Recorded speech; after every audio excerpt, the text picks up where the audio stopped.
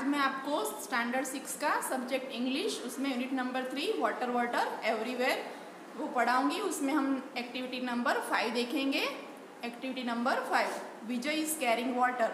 विजय पानी लाता है। Imagine what Vijay will do with the water.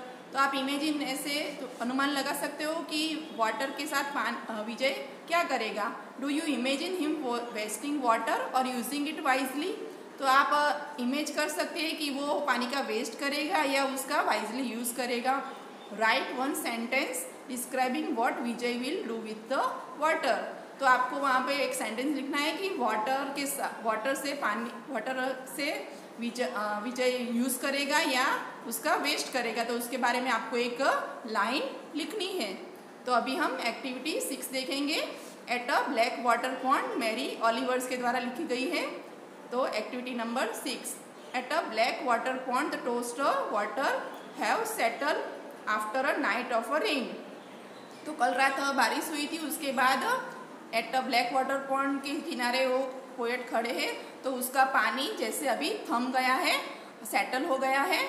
I deep माई कपड़े हैंड्स, तो वो अपने दोनों हाथ जैसे पानी से भरते ना उसमें, तो ऐसे वो दोनों हाथ अपने अंदर डुबोती है।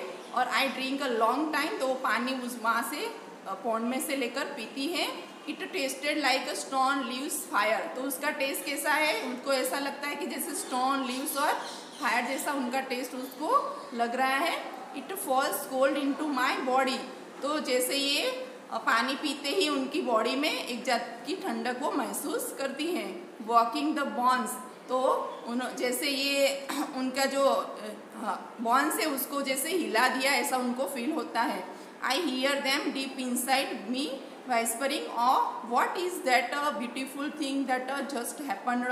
तो उनको ऐसा अभी जो उन्होंने पिया वो पानी, उनसे उनको ऐसा फील हो रहा है कि एक फ्रेशनेस फील हो रही है पानी पीने से, कि कितनी एक खूबसूरत चीज़ वो महसूस कर रहे हैं इससे।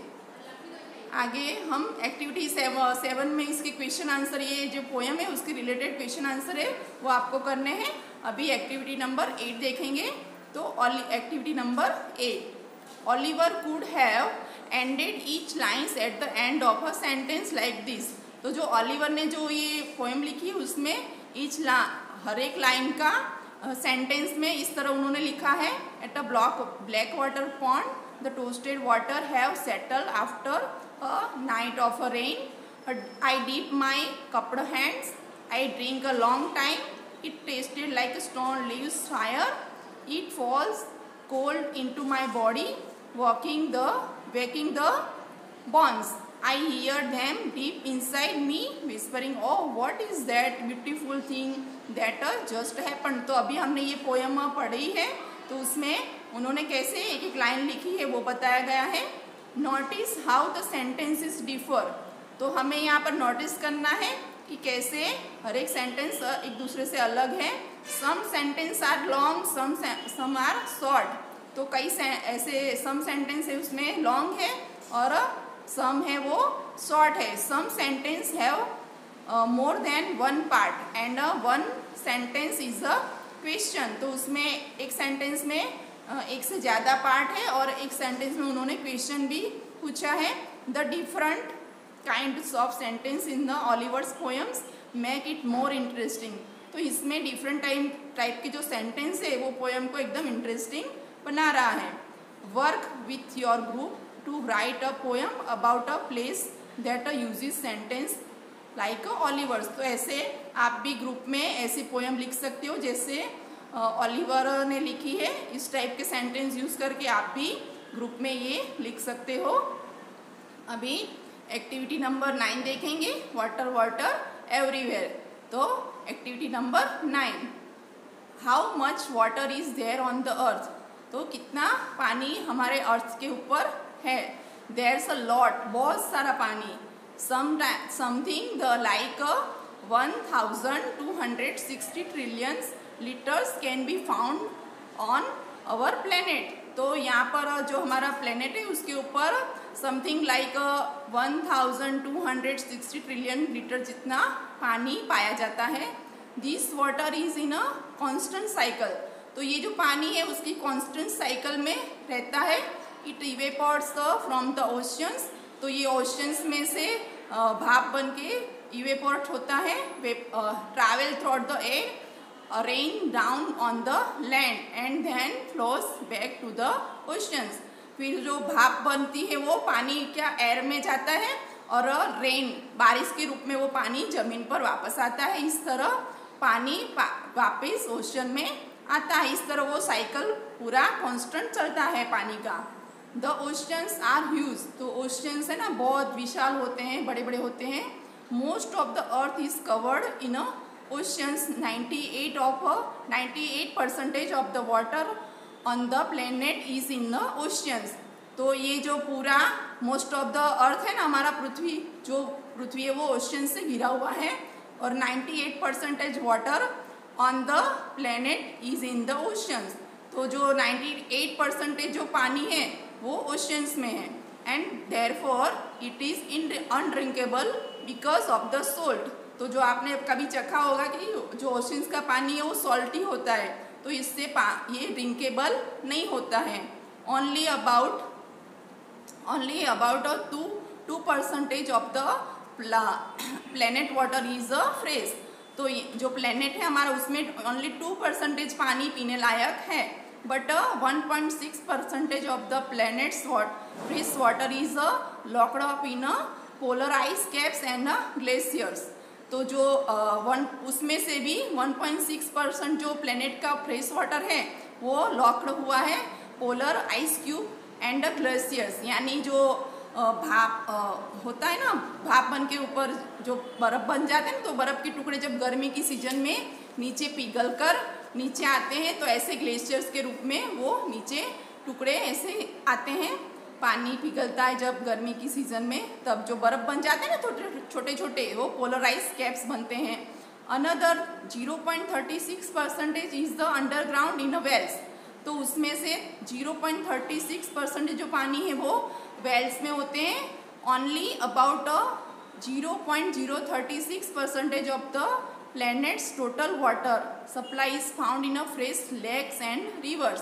तो ओनली 0.036% ऑफ द प्लैनेट का जो टोटल पानी है उसमें से फ्रेश लेक्स और रिवर्स में पाया जाता है। The small percentage in lakes and rivers is still made trillions liters, but it is a very small amount compared to all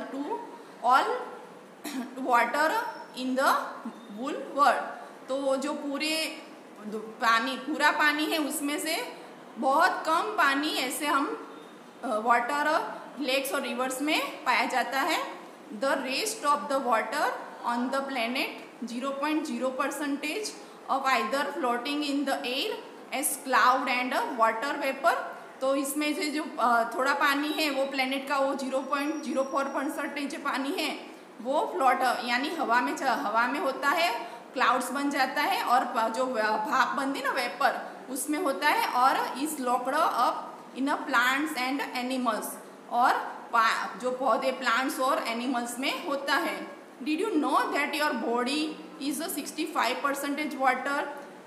That means if you weigh 30 kilogram 90.5 kilogram of you is water. तो आपको पता है कि आपकी body में 65% क्या होता है, पानी होता है, और यदि आपका वजन 30 किलोग्राम है तो 90.5 किलोग्राम वो पानी का हिस्सा अंदर होता है। अभी एक्टिविटी नंबर 10 देखेंगे। तो the text water everywhere has a lot of numbers. तो जो ये टेक्स्ट है हमारा तो वाटर एवरीवेयर वो लॉट्स ऑफ नंबर्स है। Sometimes numbers are easier to understand in graphs और चार्ट। तो कई टाइम नंबर्स हम इजीली समझ सकते हैं ग्राफ्स और चार्ट के द्वारा। A pie chart is a circle divided into parts. तो यहाँ पर जो पाई चार्ट दिया है वो सर्कल के रूप में है और इनको पार्ट्स में डिवाइड किया गया है। लाइक अ पिज़्ज़ा, जैसे पिज़्ज़ा पाई, पिज़्ज़ा में जैसे आप देख सकते हो कि कैसे उनको डिवाइड करते हैं, ऐसे यहाँ पर पाई चार्ट में डिवाइड किया गया है। How many parts does the pizza have? तो पिज़्ज़ा में कितने पार्ट्स होते हैं? आपने खाया है ना पिज़्ज़ा, तो उसमें कितने पार्ट्स होते हैं? Which part shows 1/2 of the pizza? तो कौन सा पार्ट दिखाई देता है आधा पिज़्ज़ा में? Pie chart show the size of each part of the whole pie. तो जो पाई चार्ट है वो बताते हैं कि पूरे जो पूरा पाई चार्ट है उसमें से कितने पार्ट है अंदर। How many parts does the pie chart below have. तो यहाँ पर जो नीचे दिया गया है ना पाई चार्ट, उसमें से कितना पार्ट्स नीचे दिखाई दे रहा है पाई चार्ट में। Notice two of the pie chart are very very small. तो आप अंदर नोटिस कर सकते हो कि दो छोटे छोटे बहुत वेरी स्मॉल पार्ट्स अंदर पाई चार्ट में दिखाई दे रहा है। तो यहाँ पर हमारा एक्टिविटी नंबर 10 फिनिश होता है।